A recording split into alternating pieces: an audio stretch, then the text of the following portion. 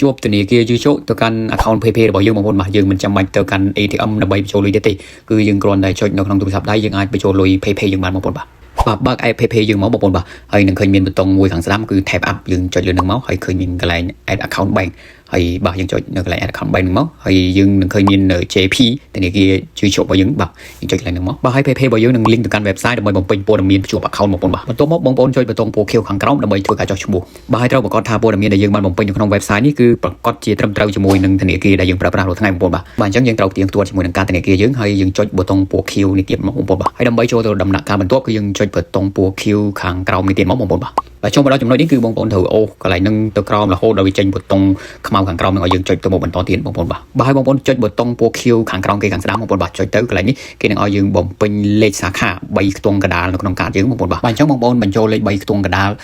លេខសាខាយើងមកហើយបន្ទាប់បងប្អូនចុចប៊ូតុងពណ៌ខៀវខាងក្រោមនេះមកហើយបន្តមកទៀតហ្នឹងគឺកន្លែងនេះយើងត្រូវបញ្ចូលលេខធនាគាររបស់យើងបងប្អូនបាទ7ខ្ទង់ខាងមុខនេះមកបងប្អូនវាយបញ្ចូលតាមកឡូនហ្នឹងមកបាទនេះកឡូនខាងក្រោមនេះបងប្អូនបញ្ចូលលេខ7ខ្ទង់របស់យើងមកបាទឥឡូវយើងចូលមកដល់ដំណាក់កាលបញ្ចូលលេខទូរស័ព្ទដៃបងប្អូនបាទអញ្ចឹងយើងត្រូវបញ្ចូលលេខទូរស័ព្ទដែលយើងប្រើប្រាស់ប្រចាំថ្ងៃរាល់ថ្ងៃហ្នឹងហើយក៏បញ្ជាក់ផងដែរថាលេខដែលយើងបញ្ចូលនៅកន្លែងនេះគឺត្រូវតែដូចគ្នាជាមួយនឹងលេខដែលយើងបង្កើត account ធនាគារយឺចូលបងប្អូនបាទបើសិនជាមិនទាន់ដូចទេបងប្អូនត្រូវដូរយឺចូលហ្នឹងឲ្យដូចលេខដែលបងប្អូនកំពុងតែបញ្ចូលឥឡូវនេះបាទហើយបងប្អូនចុចប៊ូតុងពណ៌ខៀវខាងក្រោមនេះមកហើយកន្លែងនេះយើងទៅពិនិត្យព័ត៌មានដែលយើងបានបំពេញម្ដងទៀតបងប្អូនបាទចំណុចនេះយើងរក្សានៅដដែលហើយយើងចុចប៊ូតុងពណ៌ខៀវមកបងប្អូនបាទហើយចុចប៊ូតុងពណ៌ខៀវនេះម្ដងទៀតមកលេខកូដនឹងផ្ញើទៅកាន់លេខទូរស័ព្ទរបស់យើងហើយយើងយកលេខកូដពីលេខទូរស័ព្ទយើងបាទហើយយើងយកលេខកូដដែលផ្ញើទៅកាន់លេខទូរស័ព្ទយើងមកវាយចូលកន្លងខាងក្រោមនេះមកបងប្អូនបាទពេលយើងបញ្ចូលហើយយើងចុចប៊ូតុងពណ៌ខៀវនឹងទៀតមក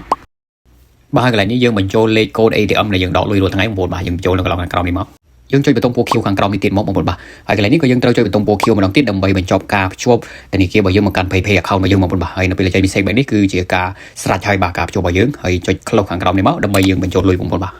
ដំណាក់កាលបញ្ចូលលុយបងប្អូនបាទបងប្អូនចុច tap up នឹងដូចគ្នាហើយយកពាក្យ credit ខាងលើមកកន្លែងនេះនឹងឃើញធនាគារយើងចូលមកអញ្ចឹងយើង select យកធនាគារយើងមកហើយវាយចំនួនលុយដែលយើងចង់បញ្ចូលបងប្អូនបាទអញ្ចឹងយើងបញ្ចូលលេខដែលយើងចង់បញ្ចូលហើយបន្ទាប់មកទៀតយើងចុចប៊ូតុងពណ៌ខៀវនឹងមកជាការស្រេច